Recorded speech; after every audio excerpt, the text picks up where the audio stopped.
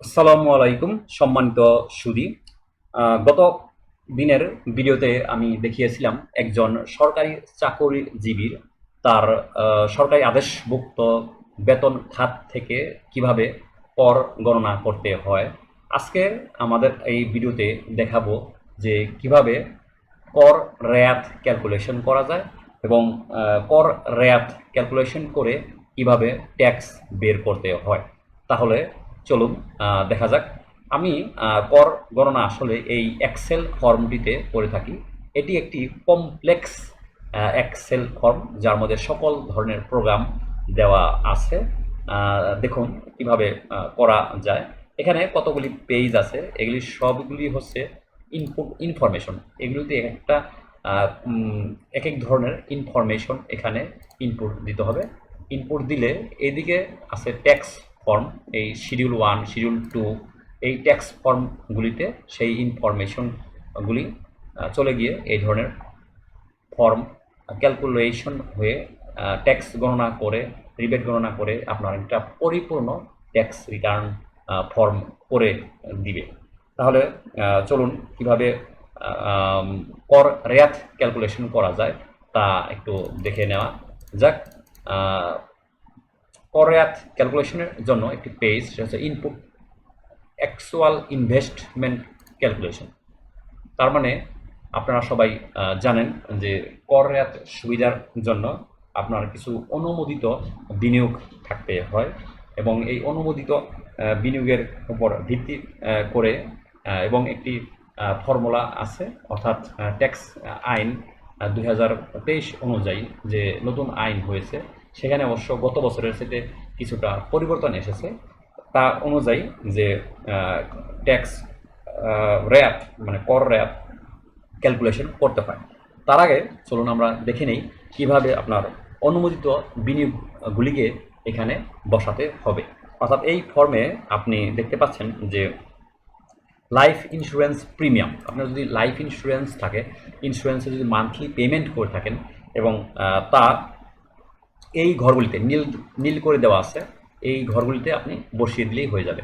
যেমন এখানে আইন অর্থাৎ ট্যাক্স আইন অনুযায়ী কত পার্সেন্ট পর্যন্ত অ্যাকসেপ্টেড সেটাও দেওয়া আছে, অর্থাৎ 10% অফ পলিসি ভ্যালু অ্যাকসেপ্টেড। যদি আপনার 1 লক্ষ টাকা পলিসি ভ্যালু থাকে এবং এই 1 লক্ষ টাকা থেকে ক্যালকুলেশন হয়ে আপনার অ্যাকসেপ্ট করবে 10%, যেমন এই যে 10,000 টাকা অ্যাকসেপ্ট করেছে।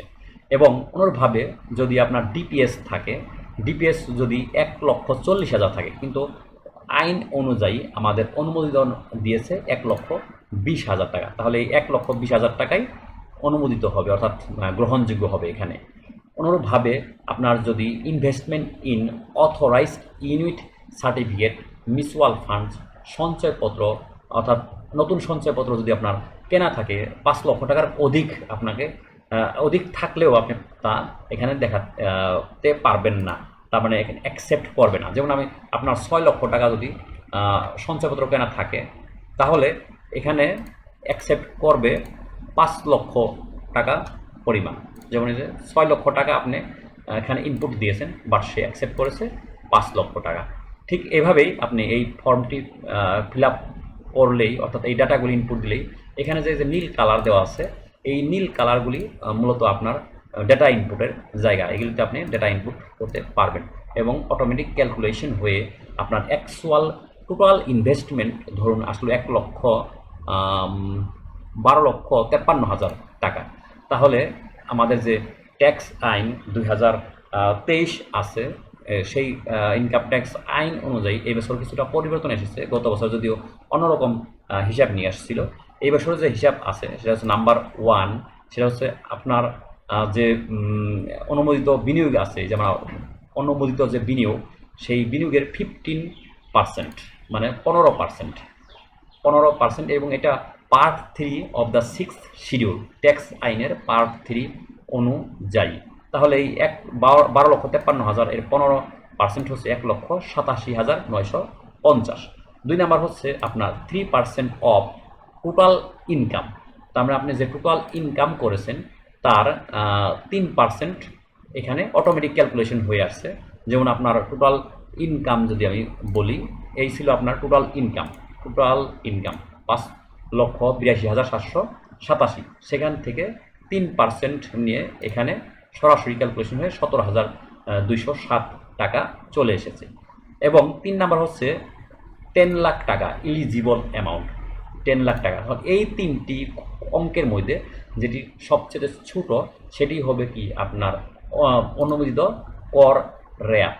আপনি এই কর রেয়াত ট্যাক্স ক্রেডিট পাবেন, তার মানে আপনার যে প্রদেয় কর আছে সেই প্রদেয় কর থেকে আপনি এই 17,207 টাকা মাইনাস করতে পারবেন। এবং এইটিও এই এক্সেল ফর্মে অটোমেটিক মাইনাস হয়ে আপনার ট্যাক্স গণনা করে দিবে। যেমন চলুন আমরা দেখি যে ইনপুট ট্যাক্স ক্যালকুলেশন। এখানে দেখুন আপনার ট্যাক্স লায়াবিলিটি অর্থাৎ আপনার প্রদেয় কর ছিল কত 18,272 টাকা। জেনারেল ট্যাক্স রিবেট তার মানে আপনি কর রেয়াত পেয়ে গেছেন কত 17,207 টাকা। তাহলে এখন আপনার ট্যাক্স লায়াবিলিটি তার মানে প্রদেয় কর ফ্রম রেগুলার সোর্সেস অর্থাৎ নিয়মিত উৎস থেকে যে আপনি ইনকাম করেছেন সেখান থেকে আপনার যে অনুমোদিত ট্যাক্স লায়াবিলিটি বা প্রদেয় কর সেটা হচ্ছে 1,071 টাকা। তাহলে আপনি রেয়াত পাওয়ায় এই পরিমাণ আপনার করের পরিমাণ কমে গেল, কিন্তু 1,071 টাকা তো দেওয়া যাবে না, আপনার এখানে মিনিমাম ট্যাক্স দিতে হবে। মিনিমাম ট্যাক্স হচ্ছে যেমন ঢাকা সিটি কর্পোরেশন এর জন্য, চট্টগ্রাম সিটি কর্পোরেশনের জন্য 5,000 টাকা, বা সিটি কর্পোরেশনের বাইরে হলে সেখানে 3,000 টাকা। যেহেতু ওই ব্যক্তি সিটি কর্পোরেশনের বাইরে ছিলেন সেই জন্য তার মিনিমাম ট্যাক্স 3,000 টাকা। হ্যাঁ, তো তাকে এই 3,000 টাকা কর প্রদান করলেই হয়ে যাবে। তো পরবর্তীতে আছে যে এই প্রদেয় কর থেকে কিভাবে আপনি অ্যাডভান্স কর সমন্বয় করবেন বা উৎসে যে কর দিয়েছেন সেই করকে সমন্বয় করবেন। এবং এখানে মিনিমাম ট্যাক্সের একটা ব্যাপার আছে, আমি আর 2 মিনিট আলোচনা করব যে মিনিমাম ট্যাক্সটা আসলে কি। মিনিমাম ট্যাক্স হচ্ছে আন্ডার সেকশন 163(2)B অর্থাৎ কর আইনের এই ধারা অনুযায়ী bank interest, FDR interest, DPS interest এগুলিতে যে 10% করে অ্যাডভান্স ট্যাক্স কেটে আপনাকে দেয়, সেটা কিন্তু আপনার ব্যাংক স্টেটমেন্টের মধ্যে লেখা থাকে। আপনি সেই স্টেটমেন্টগুলি থেকে এখানে বসিয়ে দিলে আপনার যে টোটাল অঙ্কটা দাঁড়াবে সেটা যদি এই মিনিমাম ট্যাক্সের চাইতে বড় হয় তাহলে কিন্তু আপনি মিনিমাম ট্যাক্স দিতে পারবেন না। আপনাকে ওই যে ইন্টারেস্টগুলি কাটছেন টোটালের ইন্টারেস্ট ওইটা যে দেওয়া হয়েছে ওইটাই হচ্ছে আপনার মিনিমাম ট্যাক্স। আর যদি এই অঙ্কটা ছোটো হয় তাহলে আপনার মিনিমাম ট্যাক্স হচ্ছে এই 3,000 টাকা। এটি হলো মিনিমাম ট্যাক্সের বিষয়। তো যাই হোক, আমি মিনিমাম ট্যাক্স নিয়ে একটি কমপ্লিট ভিডিও করব পরবর্তীতে, এবং কিভাবে কর সমন্বয় করা হয়, যেমন এই অ্যাডভান্স কর বা বেতন থেকে যে অগ্রিম কর কেটে নেওয়া হয়, বা ব্যাংকে টাকা জমা রাখলে সেখান থেকে যে প্রতি 6 মাস পর ইন্টারেস্ট দেওয়া হয় এবং ইন্টারেস্ট থেকে কিছু পরিমাণ কর কেটে নেওয়া হয়, এগুলি কিভাবে সমন্বয় করতে হয় এই সমন্বয় নিয়ে নেক্সট পরবর্তী যে আমাদের ভিডিও আসবে সেটা করব। তার আগে আমি একটু দেখাই যে এই ফর্মটি, এই এক্সেল ফর্মটি আসলে কিভাবে পূরণ করতে হয়। এই এক্সেল ফর্মে প্রথমেই আছে যে ইন্ট্রোডাকশন কীভাবে পূরণ করতে হয় তার নমুনা দেওয়া আছে।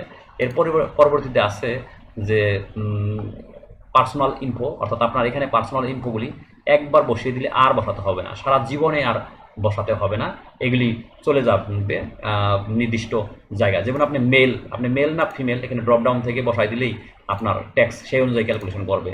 তারপরে সিটি কর্পোরেশন, আপনার সিটি কর্পোরেশন কোনটা সেটা বসাই দিলে সে পরিমাণ মিনিমাম ট্যাক্স কেটে নিবে। ঠিক এইভাবে প্রত্যেকটা ইনফরমেশনগুলি বসাতে হবে। পরবর্তীতে আছে ইনফো, ট্যাক্স ইনফো, এখানে অনেকগুলি কলাম আছে, হেডস অফ ইনকাম আছে, যে কোনোটা আপনি ক্লিক করলে, যেমন আমি গভর্নমেন্ট এখানে যদি ক্লিক করি তাহলে এইখানে আমার বেতন খাতে যে আয় আছে সেগুলিকে বসাতে হবে। এভাবে এই ডাটাগুলি যদি আমি ইনপুট করি, এটা হচ্ছে ব্যাংকের আপনার যত অ্যাকাউন্ট আছে সেই অ্যাকাউন্টে কী কী আয় আছে সেগুলি সুদ আছে সেগুলি বসাই দিলে হয়ে যাবে। তাহলে আমাদের এই যে টোটাল যে ফর্মটি আছে সেই ফর্মটি চলে আসবে। ওকে, থ্যাংক ইউ।